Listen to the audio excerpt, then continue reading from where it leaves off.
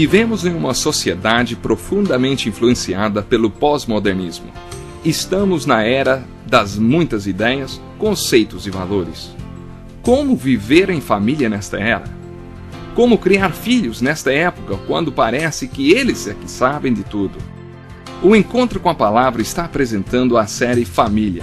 Vamos ao programa de hoje com o pastor Edson Bruno.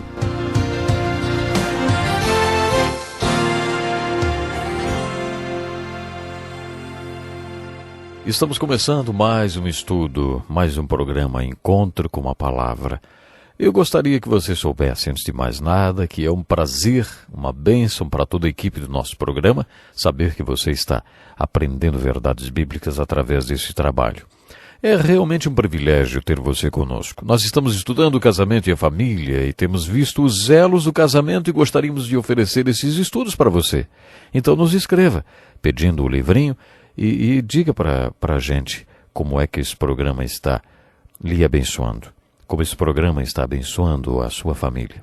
Nos escreva, o endereço está logo depois, aí no finalzinho do programa. Anote então e nos escreva. Passamos bastante tempo abordando o elo da compreensão. Temos falado sobre a importância de haver boa comunicação entre o casal e também compreensão. Hoje vamos continuar falando sobre o desafio de entender o seu cônjuge. Por que temos que entender o nosso cônjuge? Uma das razões é porque se o casal entender bem um ao outro, também conseguirá dividir as responsabilidades que envolvem um casamento e a vida em família. Existe uma divisão meio padronizada da divisão de tarefas no casamento. Quem faz as tarefas de casa, hein? Quem faz o quê? Como já dissemos em nosso último programa, essa divisão de tarefas não é definida com precisão na Bíblia, como algumas pessoas pensam. Muita gente já me perguntou como descobrir o versículo da Bíblia que fala sobre lavar pratos. Limparei Jerusalém como se limpa um prato, lavando-o e virando-o de cabeça para baixo. Esse versículo está no segundo livro de Reis, capítulo 21 e versículo 13. Segundo livro de Reis, capítulo 21, versículo 13. Esse texto não está dizendo que são as mulheres, mas os homens que lavam os pratos. Falando sério agora, a divisão de tarefas deve estar baseada no talento natural das pessoas. Tem uma coisa, os homens não carregam crianças na barriga por 9 meses, né? Isso já determina uma divisão de tarefas baseada no dom natural. Né? É claro que a questão merece uma abordagem mais profunda. Eu não acho que enfraquece o homem se ele não é bom com os números e sua esposa é. Deixar que ela cuide da parte financeira da casa, por exemplo. Não tem nada de errado nisso. Nada de errado. Minha mulher e eu fazemos isso há anos e tudo está muito bem. Ela me ajuda muito com os números. Sabe, eu não sou muito bom em matemática, não. Por exemplo, eu posso ser bom em outra coisa e ela não é. E eu sou ruim em matemática e ela é ótima em matemática. Ela é um exemplo na questão de matemática. Bom, mas a única coisa que eu quero é que ela me dê um pouquinho do dinheiro, né? Então o resto ela faça o que quiser. Então ela gerencia as nossas finanças e faz isso muito bem. Sempre, todo mês, eu preciso recorrer à minha esposa para que ela me ajude com as contas. E ela me ajuda muito bem. A gente consegue realmente administrar muito bem. Ela é uma ótima gerente. Sou muito... uma gerente financeira, né? Bom, sou muito grato a ela porque eu não tenho o menor interesse nesse negócio de contas e dinheiro. Na verdade, eu não sei muito bem, não. Administrar essa questão do dinheiro e das contas. Ela faz muito bem. Ao mesmo tempo, eu não abdico da responsabilidade que tenho como cabeça do lar. O marido é o cabeça do lar porque é dele a responsabilidade de conduzir a casa. Ele pode delegar autoridade para que outros façam algumas coisas, mas ele nunca delega responsabilidade. A responsabilidade continua sendo dele. Ele só delega autoridade. Eu não estou dizendo que o homem, sendo cabeça do lar, é responsável por tudo na casa e que possa abdicar dessa responsabilidade e dizer para a esposa, legal, pode tomar conta das finanças, pode sair por aí gastando além do que deveria e deixando a família no zero. Não é assim.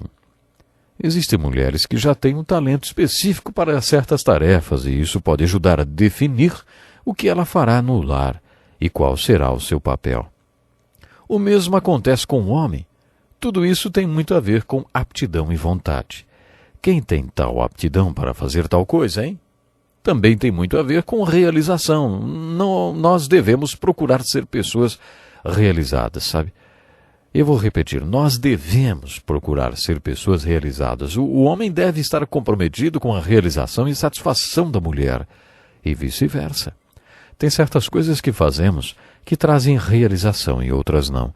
A realização é um dos fatores que deve contar na hora de dividir as responsabilidades do lar. Em um casamento cristão, essa divisão de tarefas deveria também estar baseada no padrão dos dons espirituais. Vou tentar ser bem claro para que vocês possam entender sobre o que estou falando. A Bíblia fala sobre os dons espirituais. Quando o Espírito Santo passa a habitar em nós, traz com ele alguns dons espirituais. A evidência da presença do Espírito Santo em nós é o amor, mas a prova de que ele está nos energizando é chamada de dons espirituais. Segundo o Novo Testamento, toda pessoa que se converte tem dons espirituais. E a prova de que ele está energizando nossas vidas é o trabalho dele em nossas vidas, através dos dons espirituais.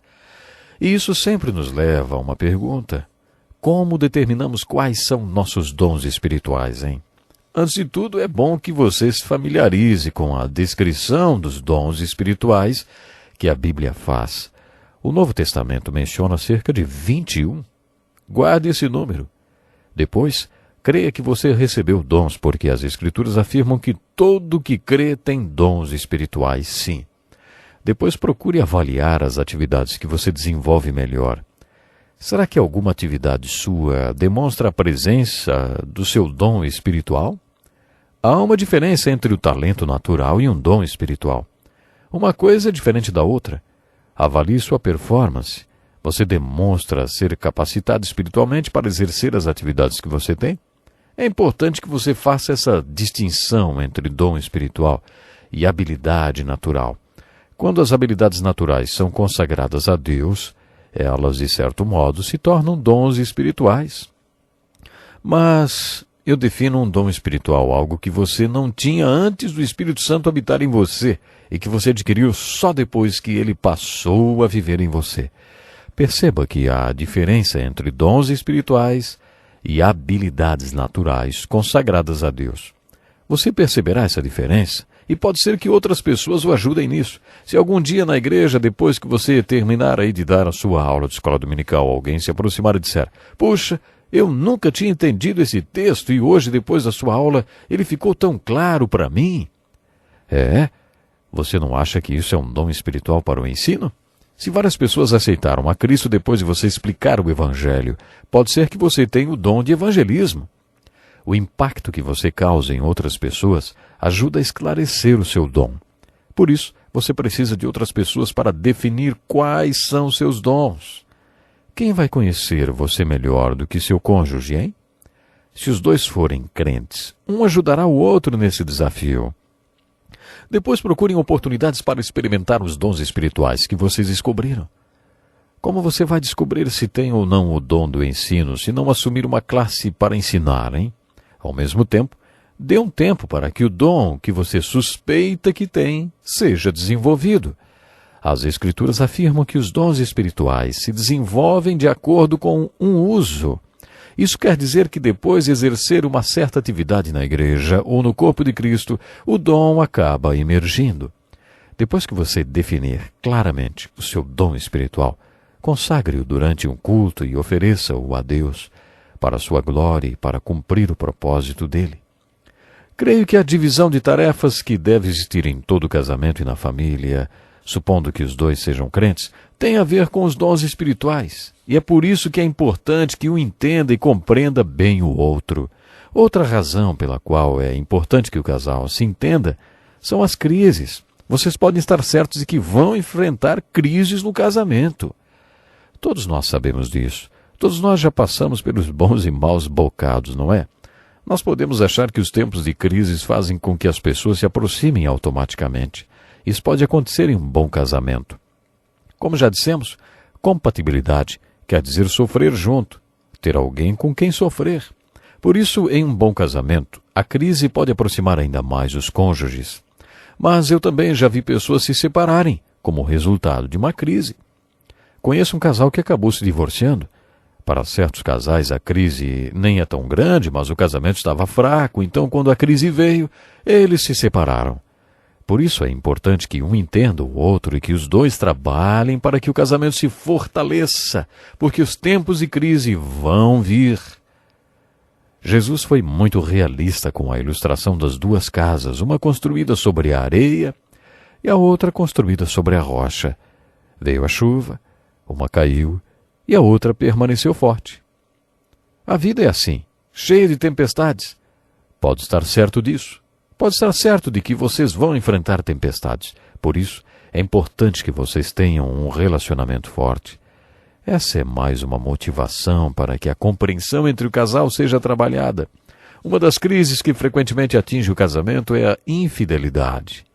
Infelizmente, a infidelidade se tornou epidêmica e muitos casais passam por isso hoje. Mas a Bíblia nos ensina sobre este assunto. Primeiramente, creio que o cristão deva perdoar. Nós já falamos sobre uma das cláusulas dos ensinamentos de Jesus sobre o casamento, sobre quando a pessoa é seduzida e faz uma atitude que não é compatível com seu caráter. Não seria cristão expulsar a pessoa, mandá-la embora porque ela errou uma vez. O cristão deve perdoar. A palavra que Jesus usou quando apresentou a justificativa para o divórcio, segundo os estudiosos, foi devassidão, prostituição, imoralidade. Só neste caso o divórcio se justifica. Se o padrão de comportamento do cônjuge é a infidelidade e ele não consegue manter a exclusividade que um casamento precisa, neste caso, o casamento perdeu para o divórcio. Vamos supor que haverá infidelidade em seu casamento. Você acha que será difícil passar por isso?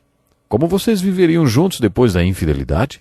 É muito difícil porque a suposta parte inocente fica muito desconfiada e a parte supostamente culpada não consegue conviver com isso.